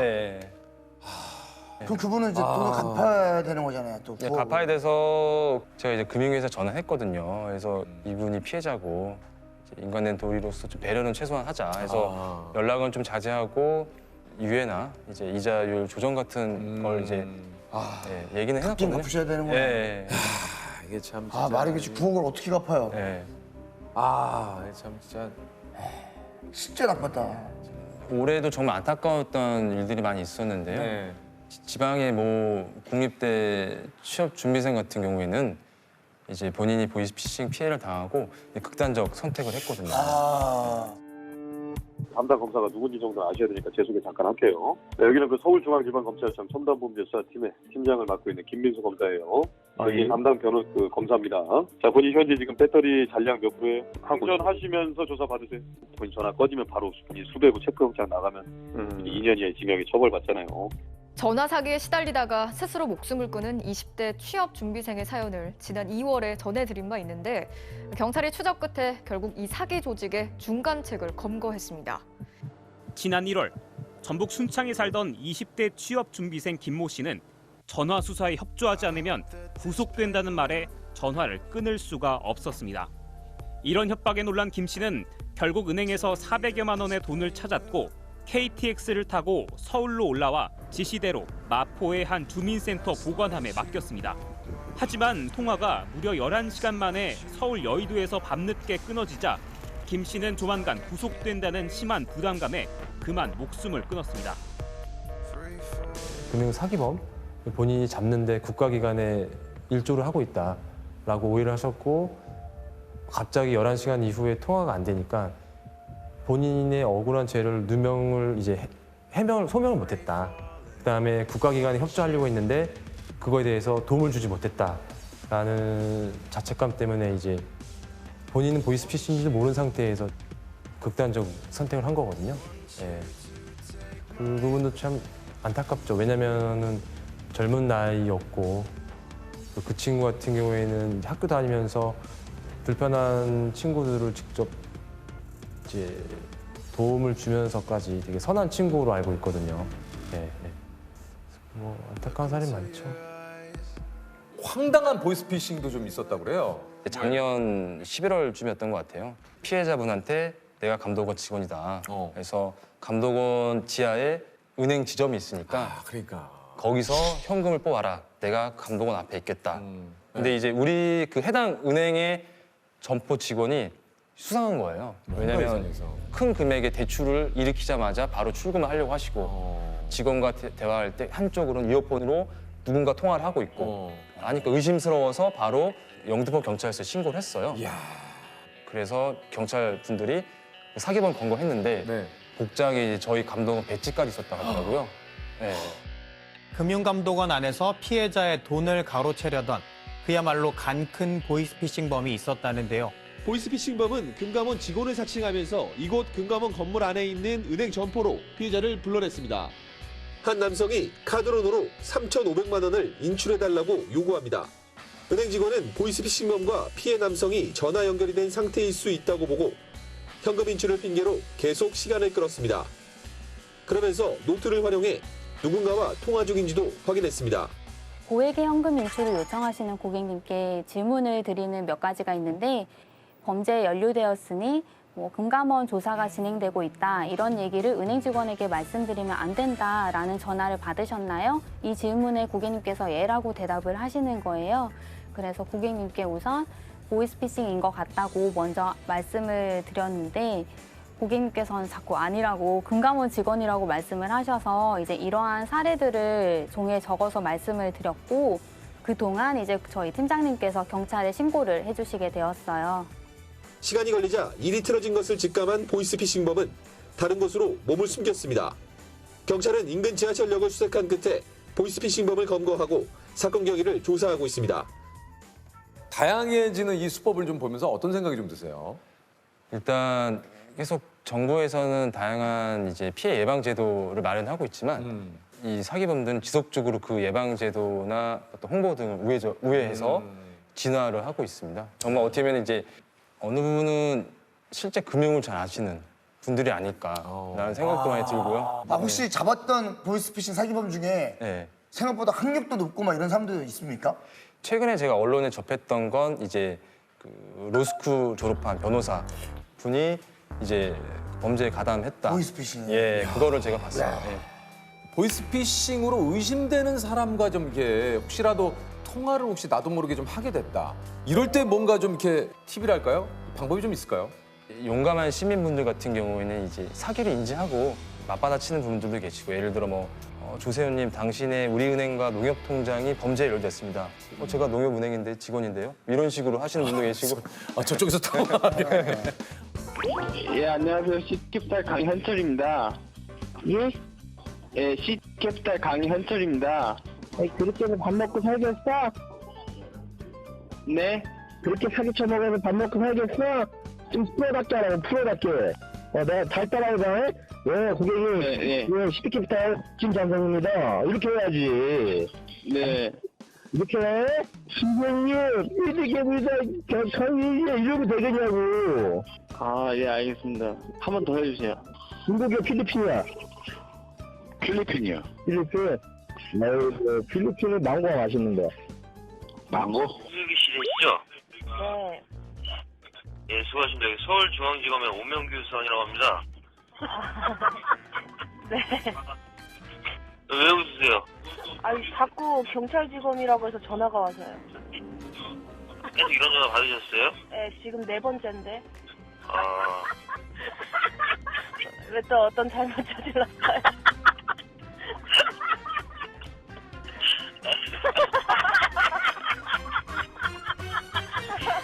근데 이런 것도 자칫 잘못하다가는 그래서 이런 식으로 하다 보면 또 그 사기범이 보복으로 그러니까요. 네, 뭐 이사라 주소로 중국 음식을 뭐 10판씩 배달시킨다던가 치킨 30마리 막 이런 거. 그런 식으로 피자 20판 막 이런 거. 이게 보복을 또 하는군요. 하는 경우도 있습니다. 그래서 대응을 적극적으로 하시보다는 좀 무시하고 모르는 전화 오거나 하면 이게 뭐 보이스피싱을 피해를 혹시 입었다면 어떻게 하면 됩니까, 이걸? 경황이 없으실 것 같은데 이제 경찰서 112나 국민감독원 콜센터 1332번 1332번을 통해서 상담을 받으실 수가 있고 전기통신 피해 환급법이라고 피해 보신 분들에 대해서 소송 없이 신속하게 구제해 줄 수 있는 게 마련되어 있고 금융회사에 피해 구제 신청서를 접수하시면 국민감독원이 피해자분들의 돈을 찾아서 직접 환급해드리는 업무를 하고 있고요. 네.